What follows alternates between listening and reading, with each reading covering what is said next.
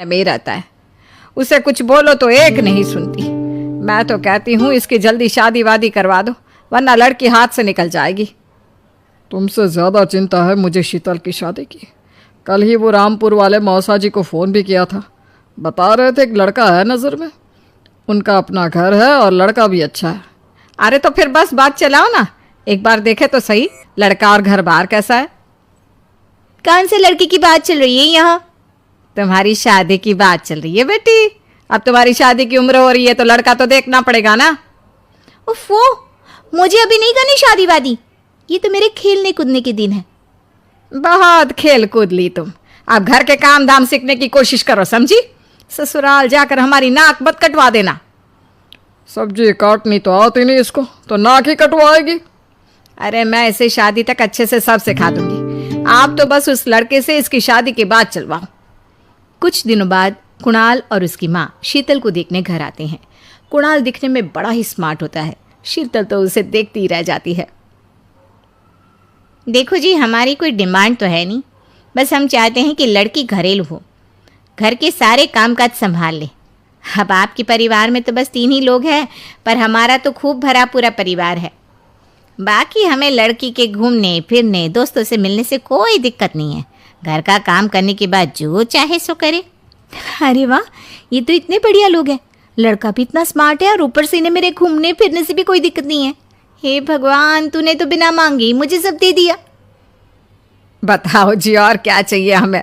हमारी तरफ से तो रिश्ता पक्का है जी। बस फिर तो हंसी खुशी शीतल और कुणाल की शादी हो जाती है। शीतल मन ही मन बड़ी खुश होती है और उसी खुशी के साथ वो अपने ससुराल में कदम रखती है। आओ बहू, तुम्हारा अपने ससुराल में स्वागत है। ये मिलो अपने परिवार से। ये तुम्हारे ससुर जी, तुम्हारी ननद सुनीता और गीता, सुनीता के पति राजेश और उनके 2 बच्चे राजू और चिंटू। ये ना हमारे साथ यहीं रहते हैं। ये तुम्हारी दादी सास हैं और बाकी लोग अभी बाहर गए हुए हैं। इतने सारे लोग, ये सब यहीं रहते हैं इस घर में? अरे अभी तो मेरे देवर देवरानी और उनके 3 बच्चे यहाँ नहीं है। उसके मायके में भी शादी थी ना, तो बस वहीं गई है, कल तक आ जाएंगे। हे भगवान, ये घर है या धर्मशाला? ये सब एक साथ इस घर में कैसे रहते हैं? मुझे तो पता ही नहीं था इनका इतना बड़ा परिवार है।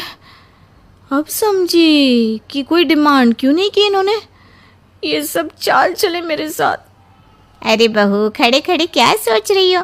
चलो अपने कमरे में जाकर आराम करो। जी माँ जी।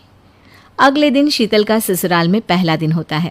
शीतल रसोई में जाकर सबके लिए खीर बनाने लगती है। तभी उसके ननद सुनीता आती है। अरे वाह भाभी, आज क्या बना रही हो? बस दीदी, आज वो पहली रसोई है ना, तो खीर बना रही थी। अरे भाभी, ये खीर वे रहने दो। घर में 4 लोगों को शुगर है और कुछ लोग मीठा ही नहीं खाते। आप ना सीधा खाना ही बना दो। क्या फ़र्क पड़ता है, मीठा बने या नमकीन, बस बहू के हाथ की पहली रसोई होनी चाहिए ना। जी दीदी, तो फिर मैं खाना ही बना देती हूँ।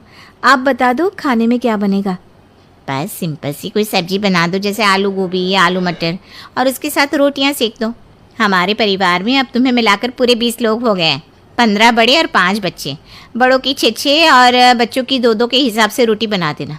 चलो मैं चलती हूँ, सब देख लेना। हाँ, बड़ों की 6 रोटी मतलब कि 15 लोगों की 90 रोटियाँ, और बच्चों की 2 रोटी मतलब 5 बच्चों की 10 रोटियाँ। 90 और 10 मतलब कुल मिलाकर 100 रोटियाँ। हाय, मैं तो मर गई। 100 रोटी अकेले कैसे बनाऊंगी? माँ, ये तुमने मेरी शादी कहाँ कर दी? शादी से पहले तो मैंने कभी 4 रोटी से ज़्यादा नहीं बनाई। शीतल एक बड़ी सी परात में 100 लोगों के हिसाब से आटा निकालती है और उसे गूंथना शुरू करती है। आटा गूंथते गूंथते शीतल के पसीने छूट जाते हैं। उसके बाद बारी आती है रोटी बनाने की। शीतल एक एक करके रोटी बनाना शुरू करती है और 10 रोटी बनाते ही अपनी कमर पकड़ लेती है। हाय, मैं मर गई। मेरी कमर टूट गई खड़े खड़े, और ऊपर से इतनी गर्मी। मैं 100 रोटियाँ कैसे बनाऊंगी? अरे भाभी, सब बाहर रोटियों का इंतजार कर रहे हैं, ज़रा जल्दी जल्दी रोटी सेक दो। सब